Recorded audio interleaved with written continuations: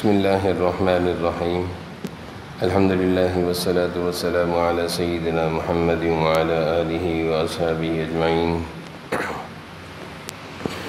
اما بعد فاعوذ باللہ من الشیطان الرجیم بسم اللہ الرحمن الرحیم ومن یطع اللہ ورسولہ فقد فاز فوزا عظیما وقال تعالی ومن يطع الله والرسول لعلكم تفلحون وقال تعالى لقد كان لكم في رسول الله أسوة حسنة لمن كان يرجو الله واليوم الآخر وذكر الله كثيرا صدق الله مولانا العظيم اللهم صل على سيدنا مولانا محمد وعلى آل سيدنا مولانا محمد وبارك وسلم اللهم صل على سيدنا مولانا محمد وعلى آل سيدنا مولانا محمد وبارك وسلم میرے قابل احترام بزرگوں اور عزیز بھائیوں، ربیع الاول کا مہینہ ہے۔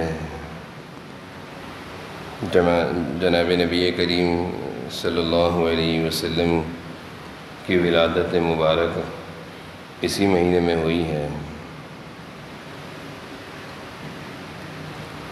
اور اسی مہینے میں آپ صلی اللہ علیہ وسلم کا وصال بھی ہوا ہے، دنیا سے پردہ بھی فرمایا ہے۔ قرآن کریم میں اللہ تعالیٰ نے ایک وعدہ ذکر کیا ہے اور ایک نئی کئی آیتوں میں بیان فرمایا ہے کہ کامیابی، فلاح، کامرانی دنیا اور آخرت کی جناب نبی کریم صلی اللہ علیہ وسلم کی اطاعت میں اور اتباع میں ہے۔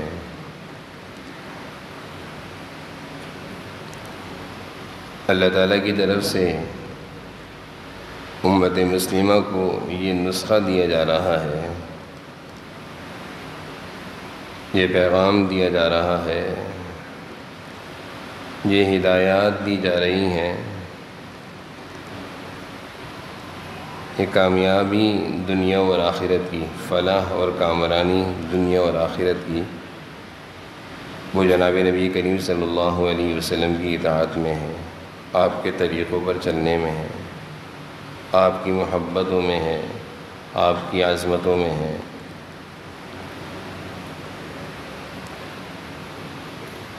جناب نبی کریم صلی اللہ علیہ وسلم سے محبت یہ بھی ایمان کا حصہ ہے اور لازمی حصہ ہے،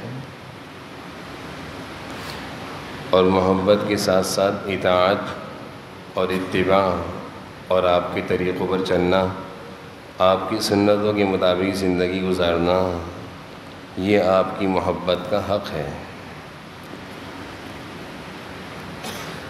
آپ صلی اللہ علیہ وسلم نے اپنی محبت کا حق احادیث میں اسی طرح بیان فرمایا ہے کہ میرے طریقوں کی پیروی کرو، میری سنتوں پر چلو۔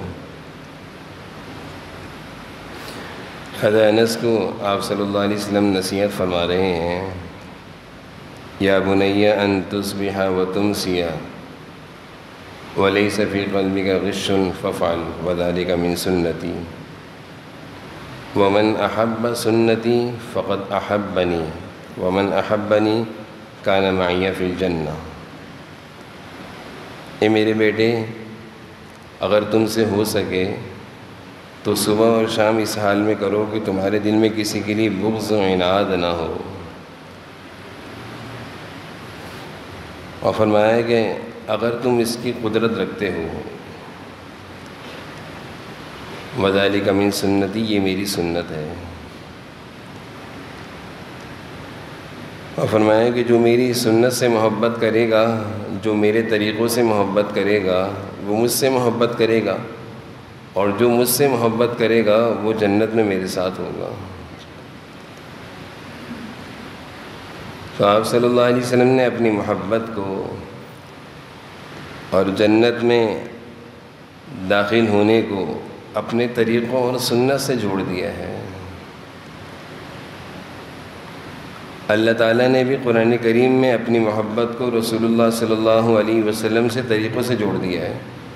ان کنتم تحبون اللہ، اگر تم اللہ کی محبت چاہتے ہو، فاتبعونی یحببکم اللہ ویغفر لکم ذنوبکم، تو حضور اکرم صلی اللہ علیہ وسلم کی اتباع کرو، ان کے راستے اور ان کے طریقے پر آ جاؤ، اللہ تمہیں اپنا محبوب بنا لیں گے، تمہارے گناہوں کو بھی معاف فرما دیں گے۔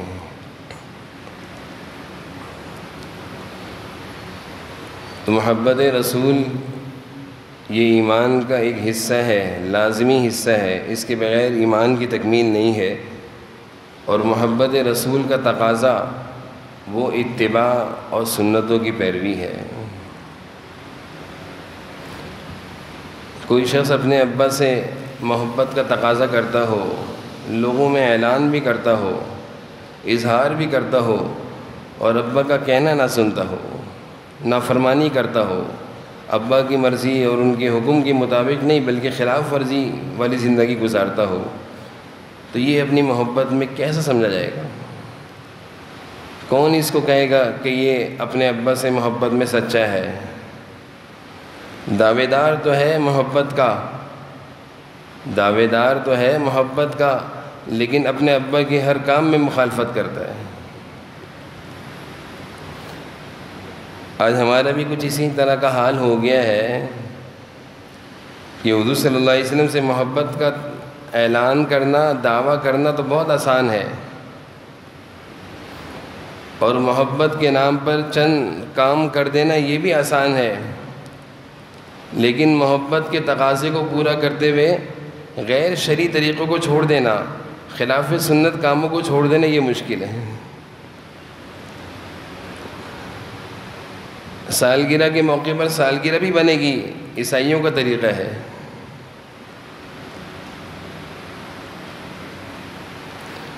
اور خوشی اور غمی کے موقع پر سارے غیر شرعی اور غیر سنت کام کیے جائیں گے، وہ نہیں چھوٹتے، لیکن محبت کا دعویٰ جو زبان کی حد تک ہے وہ بھی رہے گا۔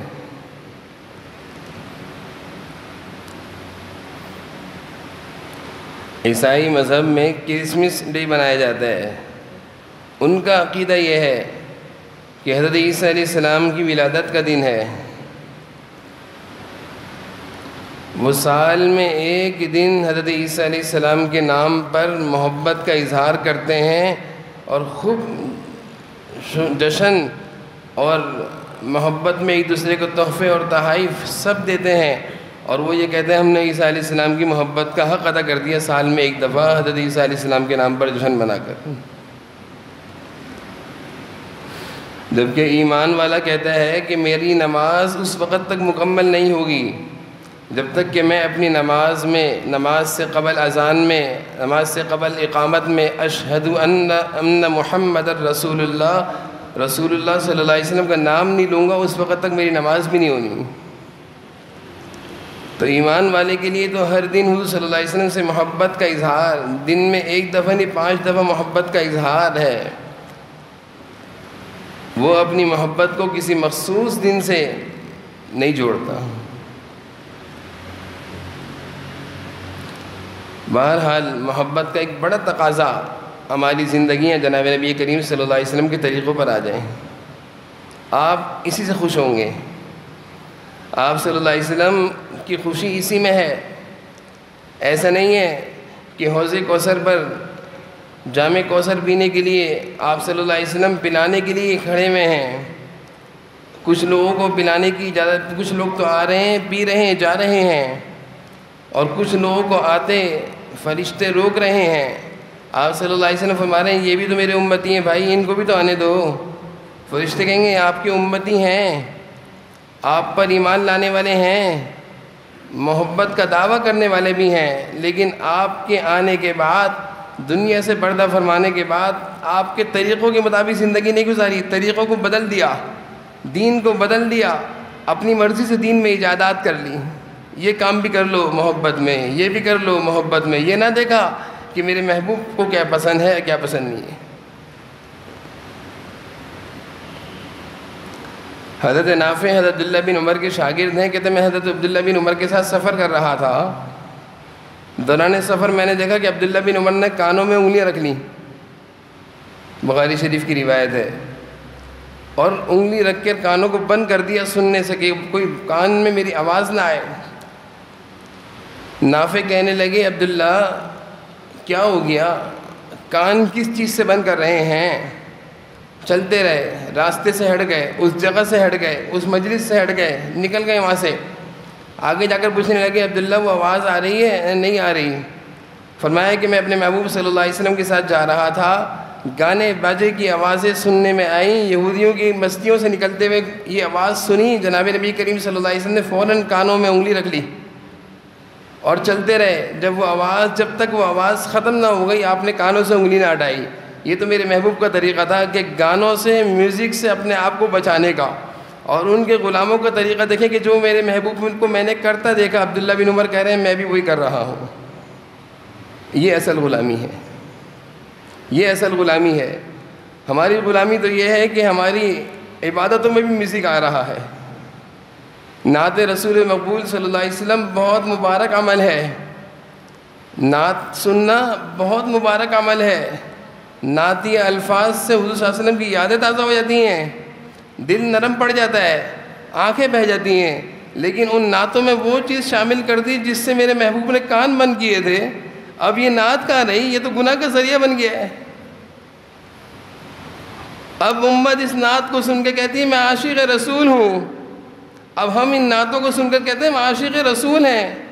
ارے عاشق رسول تو حضرت عبداللہ بن عمر تھے کہ اس طرح کی آوازوں سے کان بند کر لیے تھے۔ عاشق رسول کے دعویٰ زبان تک یہ ہمارے لیے آسان ہے، اس دعوے کے مطابق زندگی کو گزارنا اور ڈھالنا یہ مشکل ہے، یہ مشکل ہے۔ کوئی مزدور کام کر رہا ہو اور ریتی تیسری منزل پر پہنچا رہا ہو، یہ کہتے ہیں نا میں بھی پہنچا سکتا ہوں، آسان ہے۔ مزدور کے حوصلوں کو توڑنے کے لیے یہ کہتے ہیں نا کہ یہ ریتی کو تو بڑا کام تو نہیں کر رہا، یہ تو میں بھی پہنچا سکتا ہوں، یہ تو آسان ہے کہہ دینا۔ ذرا ایک دو بوریاں کمر پہ لے کر چڑھو، پتہ چلے گا کہ کرنا مشکل ہے۔ زبانی دعویٰ ہر چیز کا آسان ہے، لیکن اس دعوے کے مطابق زندگیوں کو ڈھال دینا یہ مشکل ہے۔ حضرت حذیفہ ہیں، مسلمانوں کی طرف سے حضور صلی اللہ علیہ وسلم نے بھیجا ہے قیصر اور کسریٰ کو اسلام کی دعوت دینے کے لیے۔ ان کے دسترخوان پر بیٹھے ہوئے ہیں، نوالا ہاتھ سے گر گیا، اٹھایا، صاف کیا، کھا لیا۔ پڑوس میں بیٹھے ایک شخص نے کونی ماری، حذیفہ کیا کر رہا ہے؟ تجھے پتہ ہے تو کن لوگوں کے دسترخوان پر بیٹھا ہوا ہے؟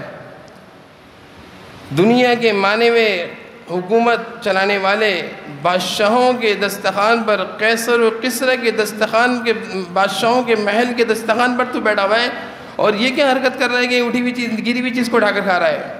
حضرت حذیفہ نے اسی دسترخوان پر جواب دیا، کیا میں ان بے وقوفوں کی وجہ سے اپنے محبوب کے طریقے کو چھوڑ دوں؟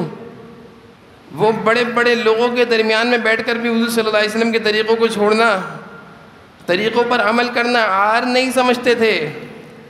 آج ہم حضور صلی اللہ علیہ وسلم کی سنتوں کو چھوڑنا اس بنیاد پر کہ ارے چھوڑو اچھا نہیں لگے گا، ایسا کرو گے اچھا نہیں لگے گا، ارے لوگ کیا کہیں گے۔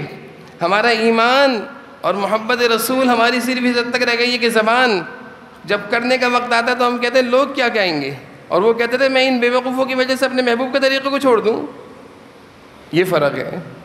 اتباع رسول یہ تھا کہ حضور صلی اللہ علیہ وسلم کے طریقے پر عمل کرنا ہے، سنتوں پر چلنا ہے، یہ پیغام ہے، یہ حق ہے محبت کا کہ آپ کی طریقے پر عمل کریں، زندگی گزاریں۔ جناب نبی کریم صلی اللہ علیہ وسلم کل محشر کے میدان میں حوض کوثر پہ ہمیں پہچان لیں، فرشتے حوض کوثر پر آنے دیں، ایسا نہ ہو زبانی دعوے کی وجہ سے فرشتے دھکیل دیں پیچھے کہ تم نہیں تھے، زبانی امتی ہو، زبانی دعوے دار ہو، زندگی تم نے اپنی مرضیوں کی گزاری ہیں، شادیاں تمہاری مرضی کی تھی، تم نے کبھی یہ نہ سوچا کہ میرے محبوب نے اپنی بچیوں کی شادی کس طرح کری ہیں، شادیاں تمہاری اپنی مرضی کی تھی، سارے غیر شرعی کام تمہارے تھے، غمی تمہاری مرضی کی تھی، کام کاروبار تجارت تمہاری مرضی کا تھا، بازاروں میں چراغاں کر دینا آسان ہے، لیکن بازاروں سے جھوٹ ختم کر دینا، کاروبار سے سود اور رشوت کو ختم کر دینا یہ مشکل ہے۔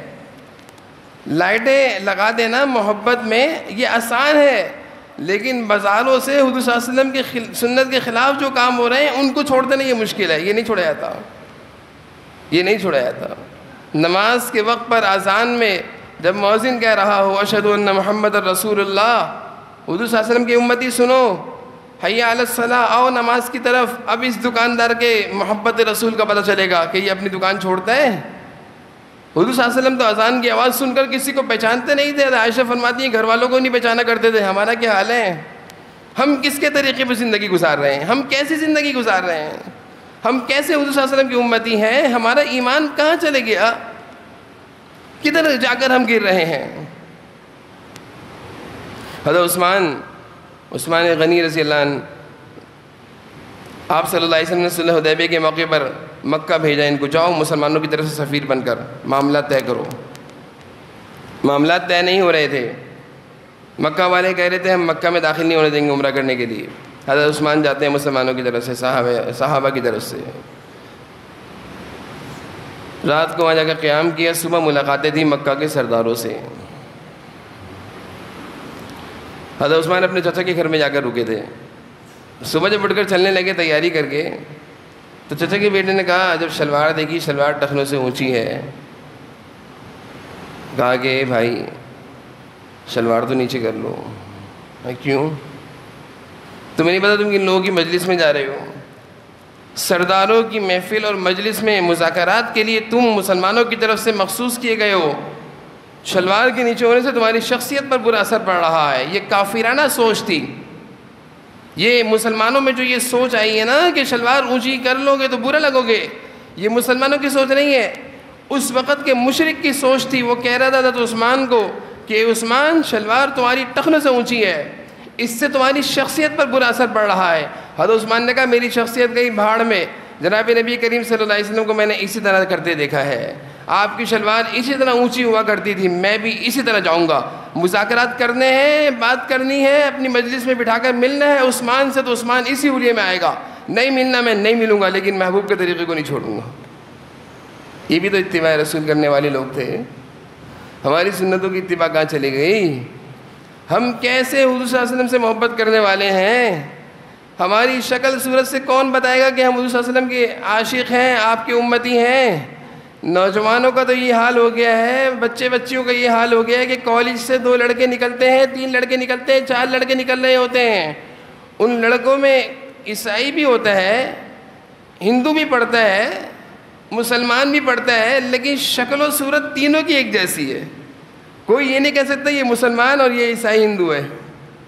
کام کاروبار بازار میں ایک دکان پہ ہندو بھی کاروبار کر رہا ہے، ایک میں عیسائی بھی کر رہا ہے، کرسچن بھی کاروبار کر رہا ہے، مسلمان بھی کر رہا ہے، لیکن کاروباری طریقے سے سچائی اور دیانتداری اور امانت داری سے کوئی فرق نہیں کر سکتا کہ یہ مسلمان کی دکان ہے، یہاں پہ سچائی اور سچ بات بولی جائے گی اور صحیح چیز بکے گی، یہاں پہ دھوکہ اور خیانت نہیں چلے گا۔ فرق ختم ہو گیا ہے، فرق ختم ہو گیا ہے۔ ہم اتنا گرے پستی کی طرف کہ ہم نے تو فرق ختم کر دیا ہندو کافر مسلمانوں کا۔ جناب نبی کریم صلی اللہ علیہ وسلم نے ایک طبقہ تیار کیا تھا، ایک جماعت تیار کی تھی صحابہ کی، وہ جماعت کہیں بھی جاتی تھی، اس جماعت کا فرد کہیں بھی جاتا تھا، دور سے دیکھنے والا بتاتا تھا کہ عاشق رسول ہیں، جانور بھی جنگلوں کو چھوڑ دیا کرتے تھے۔ صحابہ کی جماعت جنگل میں رات کو رک گئی، ایک صحابی اعلان کرتے ہیں کہ حضور صلی اللہ علیہ وسلم کے غلاموں کی جماعت ہے۔ دیکھنے والوں نے یہ منظر تاریخ کی کتابوں میں بیان کیا ہے کہ پھر کیا ہوا کہ جانور اپنے بچوں کو اٹھا کر جنگل خالی کر رہے ہیں کہ غلاموں کی جماعت آ گئی ہے، غلاموں کی جماعت حضور صلی اللہ علیہ وسلم کے غلاموں کی جماعت آ گئی ہے۔ یہ تھے سچے عاشق۔ پھر ان کے حالات بھی اچھے تھے، اللہ فرما رہے ہیں کہ جو اس طرح کرے گا وَمَن يُطِعِ اللَّهَ وَرَسُولَهُ فَقَدْ فَازَ فَوْزًا عَظِيمًا، اللہ اس کو کامیابی دیں گے۔ آج ہم کامیابی کے پیچھے بھاگ رہے ہیں، کامیابی ہم سے آگے بھاگ رہی ہے۔ آج ہم روزی روزگار کی تلاش میں بھاگ رہے ہیں، روزی روزگار ہم سے آگے بھاگ رہا ہے۔ آج ہم چین و سکون کی تلاش کے لیے بھیکاری بنے ہوئے ہیں، گولیوں میں سکون نہیں ہے، کام کاروبار مال میں سکون نہیں ہے، لیکن سکون کے پیچھے بھاگ رہے ہیں، سکون ہم سے بھاگ رہا ہے۔ کیوں ہو رہا ہے؟ حضور صلی اللہ علیہ وسلم کے طریقوں کو چھوڑ دیا ہے، آپ کی زندگی کو چھوڑ دیا ہے، آپ کی محبت کا تقاضا جو تھا وہ چھوڑ دیا ہے، بھول گئے ہیں۔ خدا را اپنے آپ کو پہچانیں، اپنی شخصیت کو پہچانیں. ایک دفعہ سوچیں کہ ہوں کون میں کس کا نام لیتا ہوں، میں کس کا امتی ہوں، میرے خاطر مجھ تک کلمہ پہنچانے کے لیے کس نبی نے، حضور صلی اللہ علیہ وسلم نے کیسی کیسی تکلیفیں اور قربانیاں دی ہیں. احد کے میدان میں اپنے جسم سے خون بہا دیا. کس کے لیے تھا؟ کہ میری امت، قیامت تک کی امت، میری امت جنت میں نہیں جا رہے. کون تھے کہ نہیں جاؤں گا؟ امتی، پہلے میں اپنی امت کو جنت میں داخل کراؤں گا. یہ کون تھے؟ اللہ تعالیٰ دیکھ رہے ہیں، حضور صلی اللہ علیہ وسلم دعائیں مانگ رہے ہیں. جبرائیل آگے کہ اتنا پریشان کیوں ہو رہے ہیں، اتنا کیوں رو رہے ہیں دعاؤں میں. اللہ تعالیٰ کو جا کر بتایا کہ جبرائیل حضور صلی اللہ علیہ وسلم کو اللہ تعالیٰ بھیج رہے ہیں جبرائیل کو، پوچھ کر آؤ کیوں اتنا پریشان ہے. کہا میری امت کا کیا ہوگا، میری امت کا کیا ہوگا. اللہ تعالیٰ فرمانے وَلَسَوْفَ يُعْطِيكَ رَبُّكَ فَتَرْضَىٰ، آپ کو آپ کی امت کی طرف سے ہم خوش کر دیں گے. آپ خوش ہو گئے، آپ خوش ہو گئے. میدان عرفات ہے، دعائیں کر رہے ہیں، ایک دم سے ہنسنے لگ گئے. کہا شیطان پریشان ہو گیا. اللہ تعالیٰ نے یہ کہہ دیا سب کی مغفرت کر دوں گا. شیطان اپنے سر پر مٹی ڈال رہا ہے. حضور صلی اللہ علیہ وسلم خوش کس بات پر ہو رہے ہیں؟ میری اور آپ کی مغفرت پر، میرے اور آپ کے جنت میں داخل ہونے پر. جنت میں نہیں جا رہے کس لیے؟ میرے اور آپ کے انتظار میں. لیکن آج ہم نے حضور صلی اللہ علیہ وسلم کا کیا حق ادا کیا ہے. خدا را اس نبی کو پہچانے جس نبی کی امت میں داخل ہونے کے لیے انبیاء نے چاہت کا اظہار کیا تھا کہ کاش کہ وہ نبی جس کو اللہ تعالیٰ ہر کتاب میں بیان فرما رہے محمد الرسول اللہ حبیب اللہ امام الانبیاء، سارے انبیاء علیہ السلام تمنا کر رہے ہیں کاش کہ ہم بھی ان کے امتی بن جائیں. وہ تو تمنا کر رہے تھے اور ہمیں بغیر تمنا کہ اللہ نے ان کا امتی بنا دیا، بغیر دعاؤں کے، بغیر مانگے. تو پھر ہم سے بڑا بد نصیب بھی کوئی نہیں ہوگا. اپنی شخصیت کو پہچانیں، اپنے مقام اور مرتبے کو پہچانیں. یہ وہ امت ہے کہ جنت میں پہلے حضور صلی اللہ علیہ وسلم اس امت کو داخل کرائیں گے، بعد میں بقیہ امتیں جائیں گی، باقی نبیوں کی امتیں بعد میں، پہلے ہمارا نمبر لگے گا. یہ سب کچھ جو کچھ ہمیں مل رہا ہے جناب نبی کریم صلی اللہ علیہ وسلم کی برکت، آپ کا طفیل، آپ کا صدقہ، آپ کا واسطہ، آپ کے وسیلے سے مل رہا ہے. نہیں تو ہم کسی کام کے نہیں ہیں، نہیں تو ہم کسی کام کے نہیں ہیں. یہ آپ صلی اللہ علیہ وسلم کا صدقہ ہے، آپ کی برکت ہے، آپ کا طفیل ہے کہ اللہ نے ہمیں اتنے پیارے نبی کا امتی بنا دی ہے. اس لیے اپنی شخصیت کو، اپنے مقام کو پہچانیں اور عزم کریں. آج 12 ربیع الاول کا مہینہ دن ہے، ربیع الاول کا مہینہ ہے. اس مہینے میں یہ عزم اور ارادہ ہونا چاہیے کہ میں اپنے نبی کی سنت اور سیرت پر زندگی گزاروں گا، ویسی سیرت بھی اپناؤں گا، ویسا ظاہر بھی بناؤں گا. یہی ہمارا آج کا پیغام ہے، یہی آج ہماری نصیحت ہے اور یہی ہماری پوری بات کا خلاصہ ہے. عزم کرتے ہیں سارے، بول دیں انشاءاللہ. اللہ کو سنا دے اپنے دل کی عزم کو، اپنے ارادوں کو کہ اللہ اب تک کی زندگی تو مخالفت رسول میں گزاری، معافی. آج کے بعد کی زندگی کا عزم کہ حضور صلی اللہ علیہ وسلم کے طریقے پر گزاریں گے انشاءاللہ. اللہ تعالیٰ ہم سب کو جو کچھ کہا سنا اس پر عمل کی توفیق.